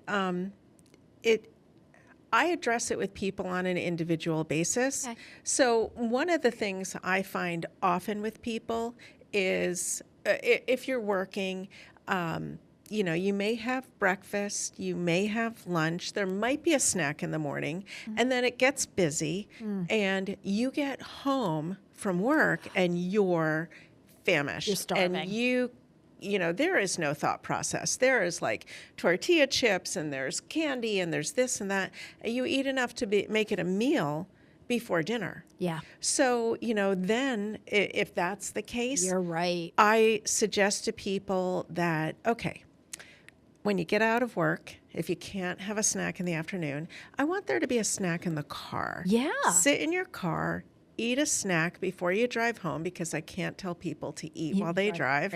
And just take the time to get something before you get home when you're famished, because that way you're going to be able to walk in the door and feel comfortable and be able to control what's going on. Then you may want to, break out your snack plate, but at least it'll be controlled and you're not grabbing, I call it being a whirling dervish, or, the Tasmanian devil going through the kitchen. Yeah. Some people say, I have, I hit 3:00 in the afternoon and I'm just so tired and I need snacks, and they're often reaching for sugary things. And maybe you're tired, we have circadian rhythms. So one of the suggestions I have then is, if every day around 3 you plummet, have a snack around 2:30. Yep. You're going to be in control of the situation then, because you're not plummeting, you're not desperate. And let's just work it into the schedule and move it back half an hour, because when 3:00 hits, then you, one, may not be that tired because you provided nutrients, and two, in control. Yeah. So timing sometimes is like that. Like, your body. Yes. But then there's the people, I'll have someone who's 85 years old, and they come in and they eat a big snack before bed. A peanut butter sandwich, a big glass of milk, and maybe a cookie, that kind of eating. Yeah. Well, that's how I grew up. Yeah. I hear that from anyone. They don't even have to be 85. They could be 50. They could be 35. That's the way my mother always did it. Yeah. And so, then the conversation becomes, okay, well, let's dissect this. One, are you actually hungry, or are you doing it because that's how you grew up and that's what you do? You have a snack every night. If it doesn't matter, I have to have that snack. All right, let's figure out a healthier version. And that's where the 100-calorie snack rule comes into play. And I also encourage people to do that 20-minute eating period. Yep. And people look at me and go, 1 graham cracker with peanut butter on it for 20 minutes? And I go, yep, slow it down. Yeah. Because if it's out of habit, you'll be fine. Yeah. If you're truly hungry, then we need to look at earlier in the day. Right. What's going on? Yeah. I think the other thing too, Jen, you were saying, and I've been there, where you come home from work and you're absolutely starved, because I work long hours, and sometimes I'm coming home late, and I find that then I'm snacking on whatever is the fastest thing that I can get in me. Right. Now, one of the things that I've started doing probably about 6 months ago or so is I almost always have a ready-made vegetable tray. Like I'm always adding to it. Like we have a vegetable platter, and I've got, everybody likes a little something else to dip onto it or spread or whizzle or whatever. That's fine. I try to have all of that stuff. Right.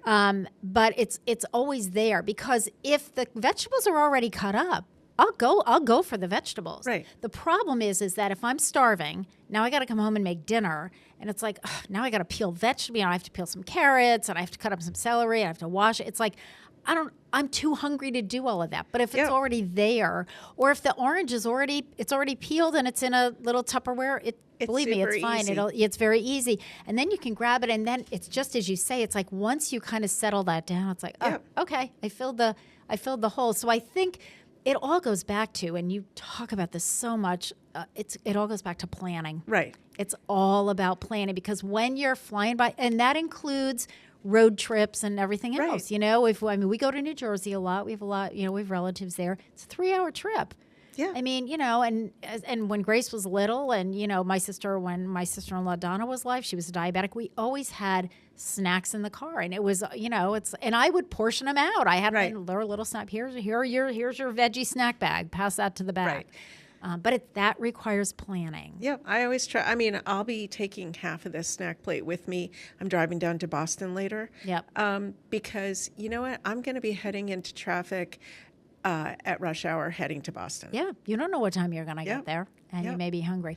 All right, let's take a short break. It is 7:49. You're listening to WSKB 89.5 FM radio for the Westfield Masses and WCPC cable channel 15.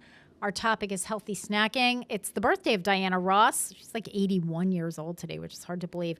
We're going to listen to her first hit with the Supremes, Where Did Our Love Go? We'll be back. So I want to talk about, before we finish,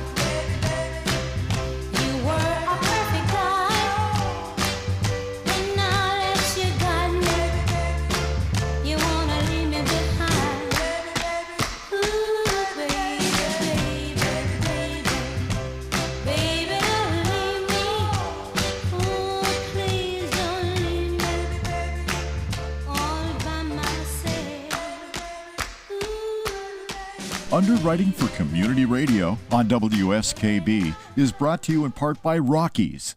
Over 30 convenient locations throughout Massachusetts, Rhode Island, New Hampshire, Connecticut, and Florida. One of the nation's largest ACE dealers.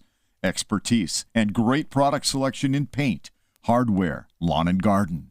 That's Rockies, rock solid service since 1926. On the web at rockies.com. Listen to me, Michael Buster McMahon, Mondays 8 to 10 a.m. to learn the stories behind your favorite songs. Or don't. I'm not the boss of you.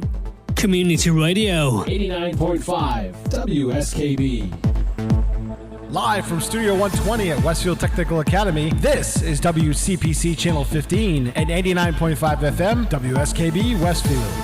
Good morning, Westfield. It is 7:53. You're listening to WSKB 89.5 FM radio for the Westfield masses and WCPC Cable Channel 15. My name is Tina Gorman. I'm your Wake Up Wednesday host. My guest this morning is Jen Jaffoon. Jen joins us on the last Wednesday of every month for our Food for Thought segment.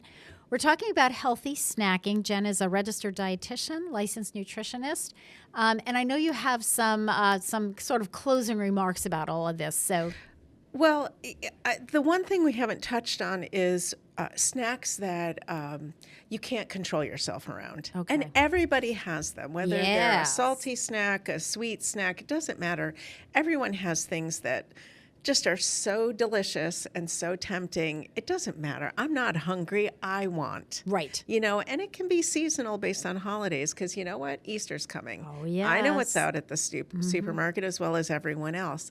And it is really hard to control yourself around certain foods. So, you know, a general rule of thumb for most people is, well, I can't have it in the house. Okay, but I have people who then go out and buy it, right? You know, and eat it outside the house, right.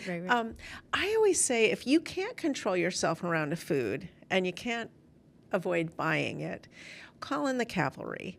You know, if you live in a home where there's someone else, you know, a spouse, a kid, and a parent, you know, ask them to be in charge of that, and that can be your treat a couple times a week. You tell them a couple times a week, give me this amount. And then when I come back and say, just give me the bag, I want all of it, they're allowed to say, come back and see me on Saturday. I love it. You know, it's tough. This is probably especially effective if you let your children do this because what child wouldn't like to boss their parent around and say, no, I'm sorry, you can't have that today. Come back tomorrow at 2:00 in the afternoon, and that's when you can have your 2 cookies. Yep. Goodbye. I've got people who their sibling is in town and they give it to the sibling. I have people who can't just buy the stuff, so they have to give the money to the relative to go buy it, which is fine as long as they don't love that thing, you know, as well. The same. But you know, there's tricks around some of this stuff. So let's say you're a chocoholic, right? Yeah. It's very common. Yes. I'm a huge fan of the chocolate hummus. I don't know if you've tried it. Oh my God, it's delicious. Julie Barnes from Veteran Services brought in some a couple of years ago. Oh my gosh, it was amazing. Yep. Yeah. So chocolate hummus with a sliced up piece of fruit. Now, granted, you can't eat the entire container in one sitting. Right. But, you know, a couple of tablespoons or a quarter cup with some cut up fruit. Yeah. Lasts along, you know. It's great. Yep. I highly recommend. South Beach Diet had a snack. Years ago, I was an online South Beach dietitian, and they had something called a ricotta cream. Okay. And it's some ricotta that you can mix some cocoa into, and you can use your choice of sweetener. These days, I tell people use a teaspoon of regular sugar or honey, and you put it in a blender. You can throw some roasted nuts on top. You can use different extracts. So, you know, you can have almond flavor with almond on top. It tastes like an almond crunch bar. Yeah. You could do orange flavor. It tastes like a creamsicle. You know, if it's too grainy, push it through a sieve. I mean, it would take a little effort. Yeah. But, you know, an ice cream kind of thing, you can spread yogurt on a cookie sheet, break up a graham cracker throughout, throw some berries in, a little lemon zest, throw it in the freezer, and then you break it up and you've got bark.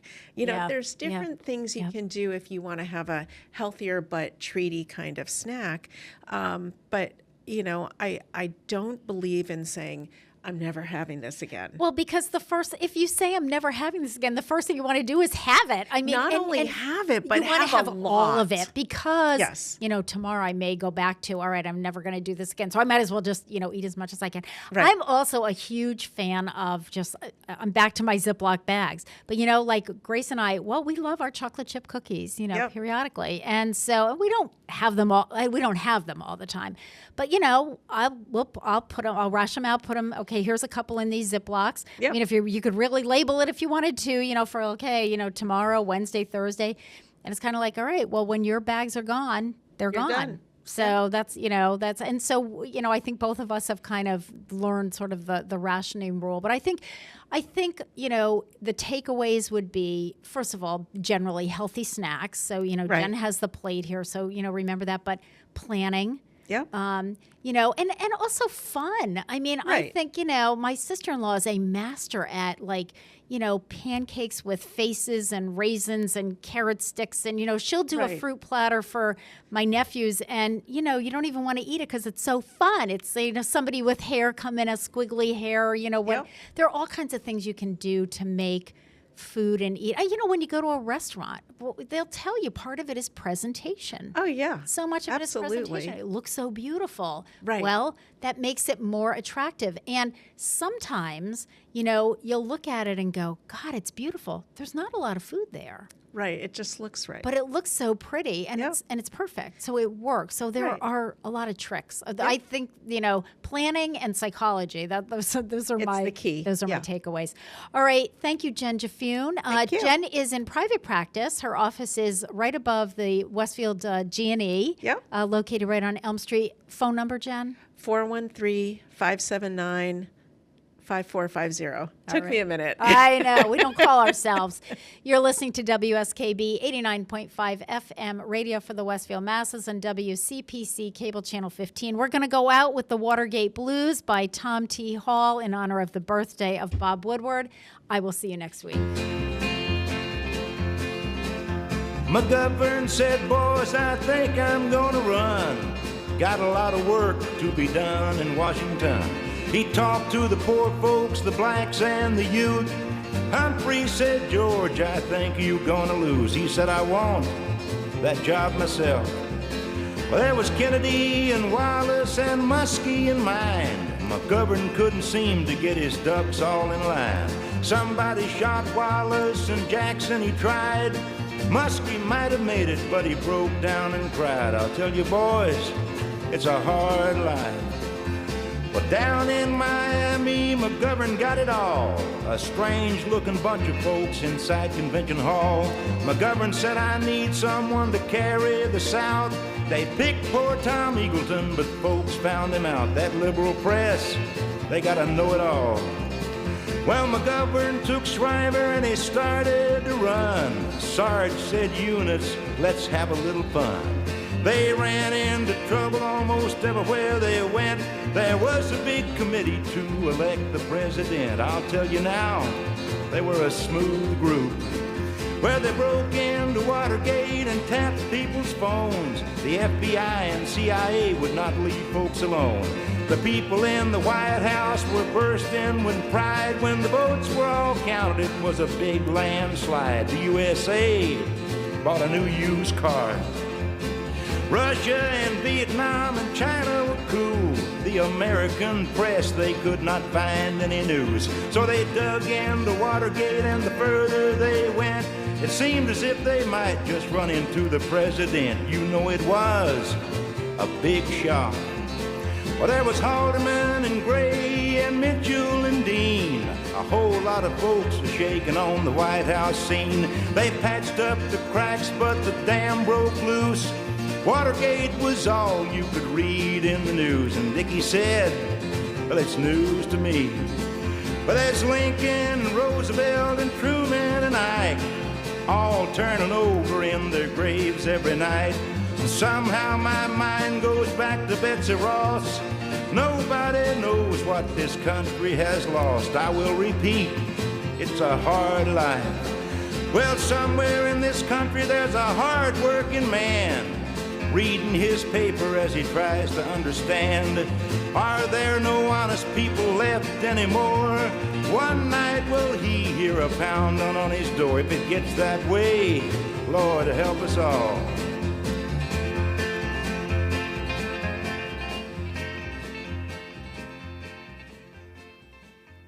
Support for community radio